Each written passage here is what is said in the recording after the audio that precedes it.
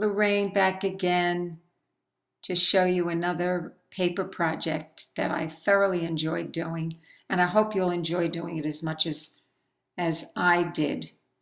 Each paper yields something different and can be used in a variety of art projects simply using masking tape, different sizes, paint, and paper.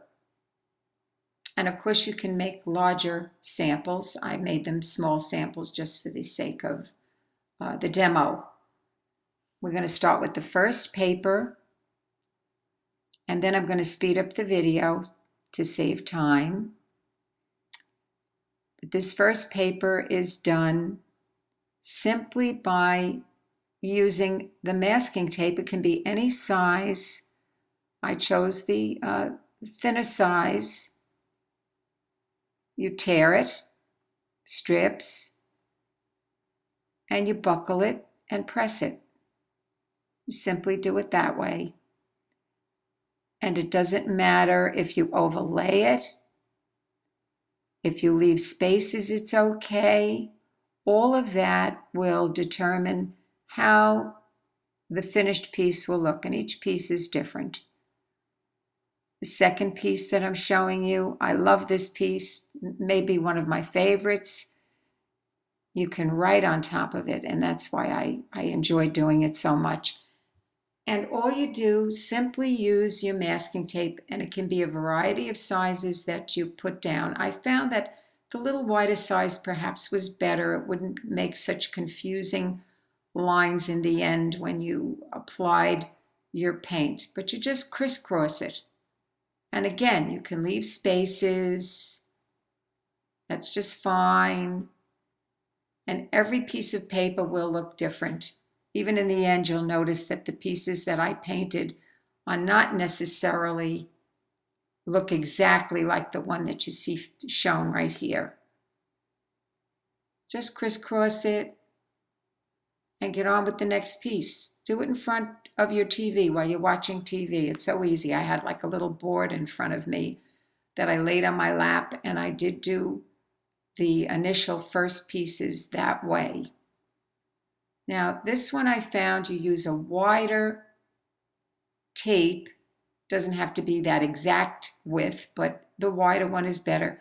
And when you lay it down, just bubble it and buckle it up. Don't worry about flattening it out. The beauty of it is that it is not flattened out. So when you do apply the paint later, it makes for very interesting design. Actually, sometimes you can see things within the paper itself, a face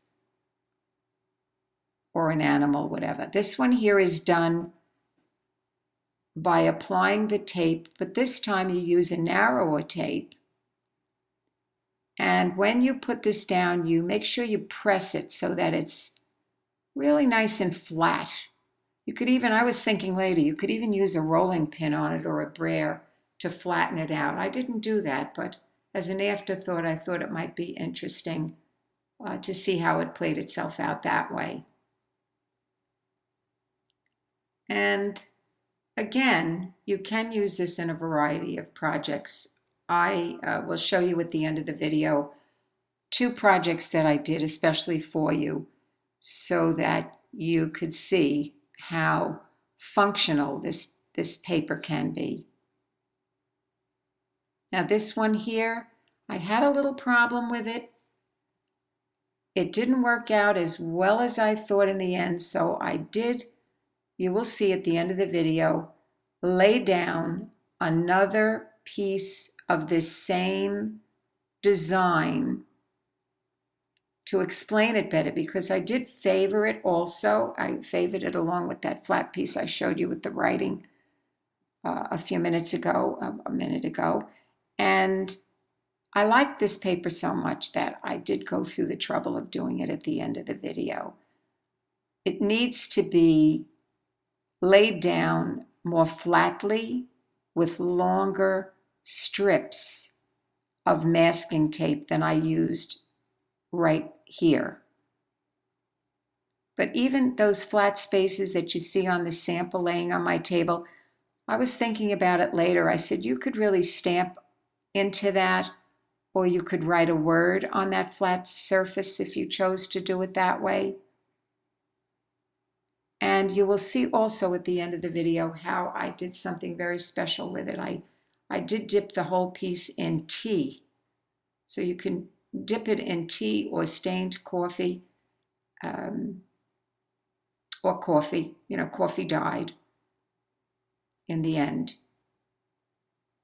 Now here's all your pieces, and you can see there's quite a variety. They're all quite different.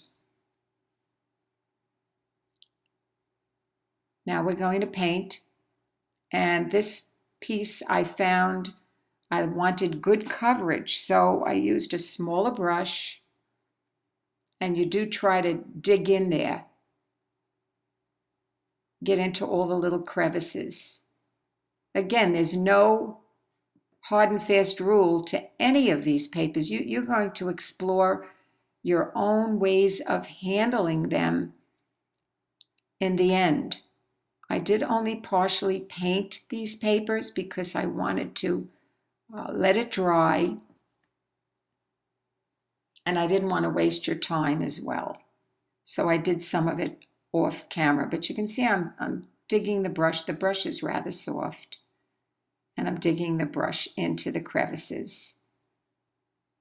And each piece you will find you handle a little bit different. This piece here, again, one of my favorites. I used a little bit of a wider brush, but it's not, you don't have to do that. Try even using a small brush, you get different brush strokes. So there you go. I sprayed it with a little water to make the paint a little more spreadable so that I could get more of a softer look when painting during the finished project, during the finished piece. And you can see how the lines show up from the tape, and I love that. And later I will show you, I'm going to stamp on top of this piece so that it adds a dimensional touch that I just love. Okay, there you go. And now we'll go on to the next one. And this is the one that's all bubbled up, nice and full. And I love this paper as well. I love them all, actually. I love them all.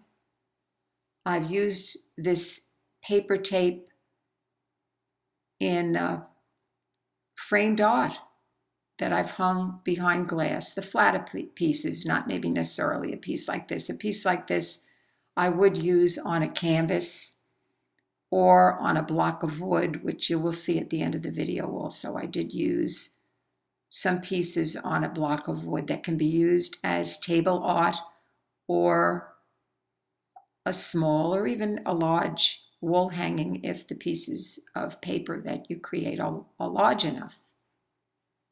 And I like this piece also. I really enjoy. I enjoy all of them. You can use them for tags. You can use them, again, in cards. You can use them in your journal.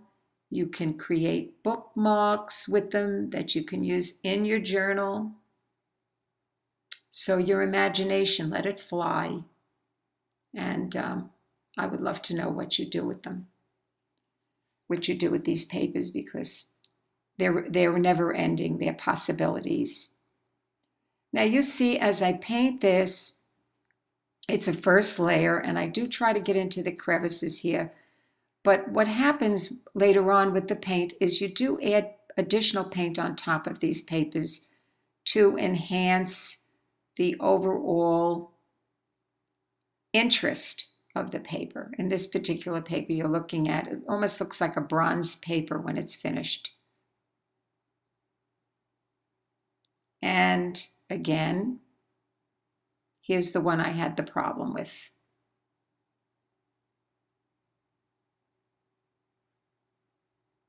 and you will see it doesn't turn out exactly the way I wanted it in the end.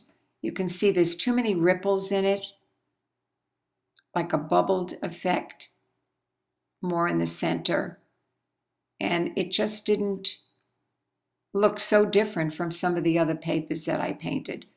And I figured out that it was more because I didn't use strips that I flattened out without wrinkles. So in the end of the video, again, I know I'm repeating myself, but I hope I'm making myself clear because sometimes I have a little trouble doing that. But at the end of the video, you'll see how I remedied it. It was worth it to me to go into that explanation because I like the paper so much. Okay, so we're finished with this part, and now we're back to the second layer of paint on top of the paper that we originally painted a solid color. And this should just take a brush, a rather dry brush, and you have to experiment, you have to play. You could even apply with your fingers. And you will see too that if you do get any blotches that you don't like, at the end I did do that with one of the pieces. You just spray it with a little water and blot it with some paper toweling if you just hate it, although sometimes it can turn out to be something of interest that you might like. I don't know. Each person is different. Our taste is different. And as I said, our papers will all be different and beautiful in the end and have our unique thumbprint, so to speak, on it. So right now I'm using a bronze paint, but you could have enhanced it with black or gold or tried any other thing that comes into your head. Use your creativity as in a way that's going to be just beautiful. Something that I would love to see myself used. Now, if you look at the paper off to the side, there's a little bronze in there, but I didn't do each paper the same exact way. So I used basically the same color, maybe a gold, a bronze, a russet color, sienna maybe, a raw sienna to enhance some of these papers. But each page, in fact, you can see off to the side there, I did use a little black on this paper as well. So you can do that. And the pieces, again, will all be different. And here is my favorite. I love this one. I just really enjoyed this paper so much. It was just couldn't think. I said, let me think of how I'm going to be using this paper because it just was so much fun for me. So now you use a little deeper tone here. And again, a dry brush and a wider brush I found was better. I sprayed it with water because I did want that soft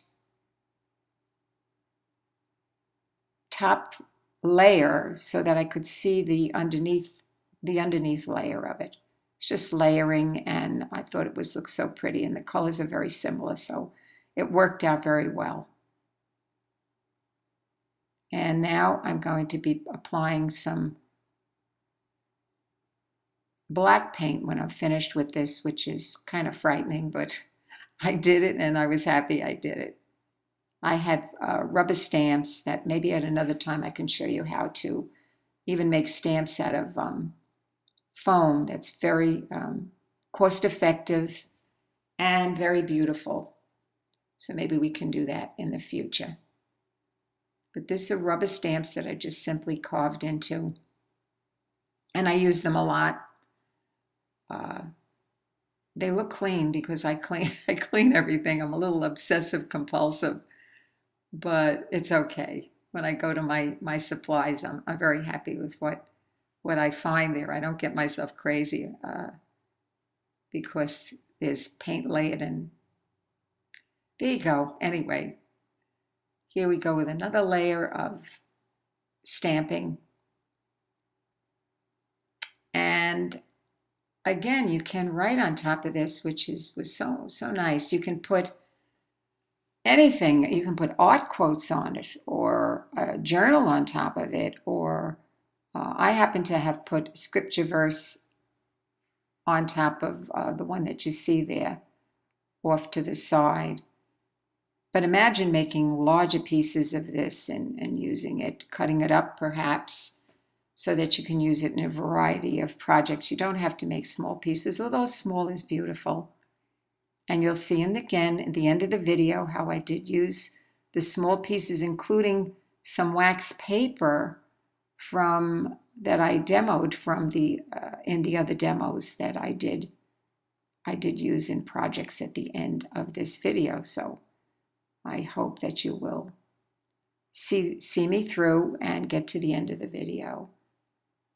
And I hope you enjoy what I did and feel inspired and encouraged by it. Now here I used a variety of sizes of the stamp to create interest. And that was just a gold that I used, and it's not that noticeable, but it makes for a nice background to write on when you're finished. All right, and here we are with this bubbled piece, dry brush.